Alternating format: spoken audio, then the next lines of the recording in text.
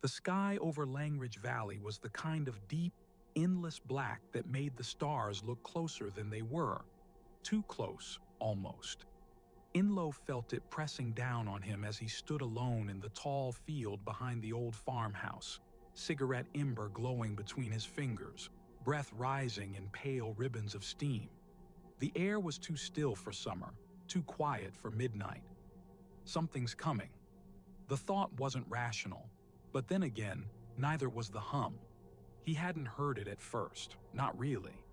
It started more like a sensation than a sound, a subtle vibration at the base of his spine, like someone tuning an old frequency deep inside his bones. Then it grew, gradual, steady, inevitable, a low thrumming that seemed to ripple through the earth itself, as if the planet were holding its breath. He turned his face toward the stars, and the stars moved. No, not the stars. A formation, triangular, silent, vast. He blinked once, twice. The object remained, gliding across the sky like a shadow sliding across silk, blotting out constellations as it passed. There were no flashing lights, no engines, just 3 pulsing orbs at its corners, blue, red, and a violent, electric white that made his teeth ache to look at. His heart stuttered. This isn't a satellite, not a drone, not military. The cigarette fell from his hand, burning quietly in the grass. Then it stopped, right above him. A shaft of light descended with surgical precision, not blinding, but penetrating. He felt it on his skin before it touched him. A pressureless warmth, like a sun filtered through water. His body refused to move, muscles locked, eyes fixed upward, breath shallow, and then, without transition, he was no longer in the field. He was standing, barefoot, on a surface that had no texture, no seams, no visible edge. The room glowed with a soft ambient light, but there were no fixtures. The walls curved impossibly, bending around him like a living organism. The air smelled of ozone and metal, sharp and clean. His coat was gone, so was his watch, his phone, his shirt. But he wasn't cold. Movement to his left, a shimmer, like light bent around something not meant to be seen. Then a form emerged, tall, nearly 7 feet, lithe. Its skin, not skin, was smooth and gray with a pearlescent sheen, like oil on water. No mouth, no ears, large eyes that shimmered, black and fathomless. Enlow's breath caught in his throat. This is real. I'm not dreaming. I'm not hallucinating. The being raised a hand, not in threat, but in stillness. A gesture of greeting? Then pressure. A sudden concentrated force against his mind. Not pain? Not exactly. It was like someone speaking directly into the marrow of his thoughts, bypassing sound, skipping language. He staggered, clutching at nothing. You are not chosen, it said, or conveyed, the words forming not in his ears but behind his eyes. You are present, that is all. He opened his mouth to speak, but found nothing came. The being took a step closer, and then images, a flood, his memories spilling forward without his consent. His mother's face, his childhood dog, the fire, the woman he left behind, the guilt he never let surface. They saw him, all of him, unfiltered. You carry damage, the voice echoed. Fear, regret, longing. Like you? He dared to think. For a moment, the being was utterly still. And then, yes. It ended without warning. One moment he stood inside the strange, weightless room, his memories unraveling in alien hands, and the next, he was lying in the grass, gasping.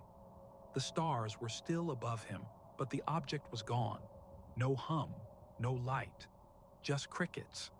His hands trembled as he sat up. The farmhouse porch light flickered in the distance. Somewhere, an owl called out, utterly unaware that the world had just tilted. He was wearing his coat again, his boots, but his shirt was damp with sweat, and something was tucked into his inner pocket, a metallic disc, no larger than a coin, smooth and cold to the touch, no markings, no seams. He didn't remember them giving it to him. And yet, it pulsed faintly in his hand, as if it remembered him. The porch light buzzed above Inlo's head, casting a golden halo that trembled slightly in the muggy night air.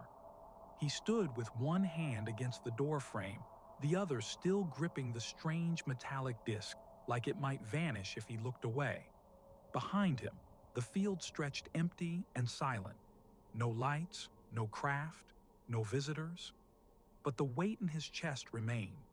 Inside, the house was exactly as he'd left it a year ago. Worn wooden floors, faded rugs, the air thick with the scent of dust and time. The sofa still sagged in the middle where he'd once spent too many nights, avoiding a bed that felt too big, too cold.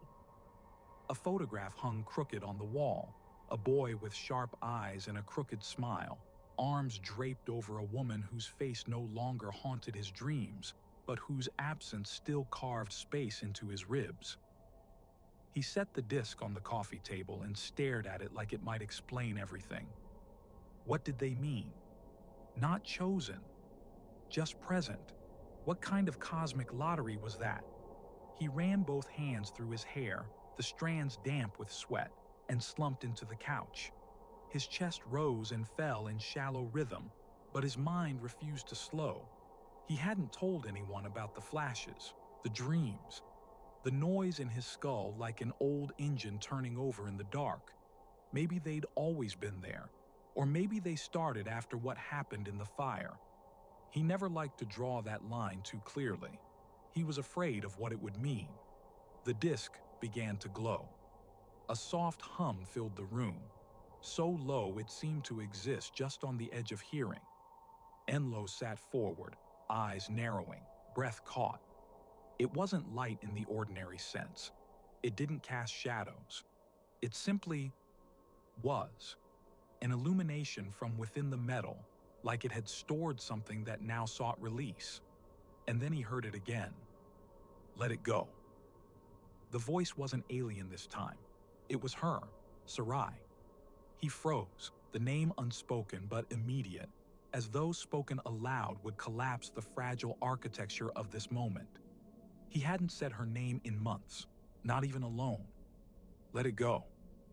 Her voice echoed again, layered with something else, metallic resonance, layered frequencies. But the core of it was hers. The way she used to whisper when she was tired, but still fighting sleep. The cadence of someone who had loved him when he didn't know how to accept love. His chest tightened, jaw clenched. No, he whispered into the silence. You don't get to come back like this. Not like this. He stood, grabbing the disc. It was warm, thrumming with energy. He could feel it pulsing up his arm, into his shoulder, like it was syncing with his body, with memory. She died. The words rose in him like bile. She died because I left, because I hesitated, because I thought I'd have more time. He threw the disc across the room. It didn't shatter. It didn't even bounce. It simply landed with a dull, quiet click and rolled in a slow circle until it stopped, perfectly upright on the wood floor, glowing brighter. His breath caught.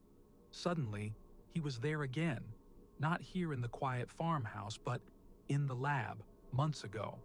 Flames everywhere, metal screaming, Sarai yelling for him to go, her voice cracking beneath the roar. He'd run, and she hadn't. He dropped to his knees, fingers digging into the floorboards. The grief hit like a tidal wave, raw and consuming. But this time, he didn't pull away from it.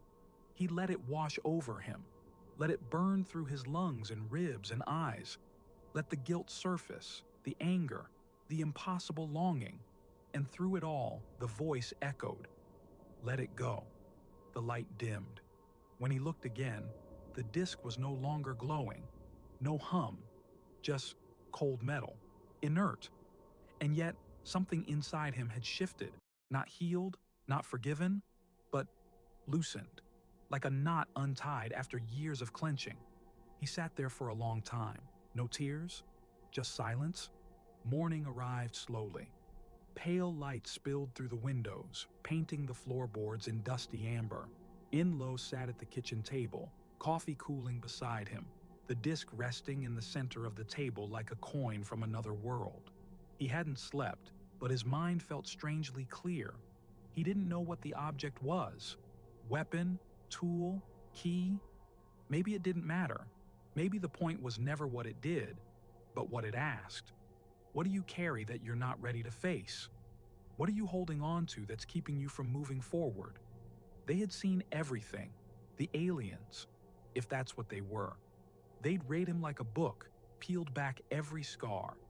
They hadn't judged, they hadn't warned, they'd simply returned it, a mirror made of memory. He ran his fingers over the disc's smooth surface. It didn't react. Not now, not anymore. He didn't know if they'd return, didn't know if he wanted them to. But he knew one thing. He wasn't the same man who stood under the stars last night. And that was enough. The following night, Inlo found himself walking the field again. Same boots, same coat, but something quieter inside him now. The sky was clearer tonight, stars sharp against the black velvet of space. No distant hum, no shifting constellations, just the ordinary beauty of a world that still turned, indifferent to who grieved or healed beneath it. In his coat pocket, the disc remained inert. He didn't know what he expected. Another beam of light, another visit, but nothing came. The sky stayed still. And for the first time, that felt okay. A breeze picked up, brushing the long grass around his knees. He closed his eyes and tilted his head back, breathing in the cool air until his lungs burned. This place, these nights, the memory of Sarai, they would never leave him. But they didn't have to hold him still anymore. Let it go. He heard her voice again, not from the disc this time, but from somewhere deeper. Something remembered, not delivered. He reached into his pocket, pulled out the disc one last time, and stared down at it. Its surface reflected the sky, tiny stars distorted in the curve of the metal. Then, without ceremony, he set it gently on the ground. He didn't bury it. He didn't break it. He just left it there, like a letter sent and read, like a stone from a pocket no longer needed. He turned and walked away, not hurried, not haunted, just present. As he reached the edge of the field, a shooting star streaked across the sky. Behind him, unseen, the disc pulsed once, faintly, and went dark.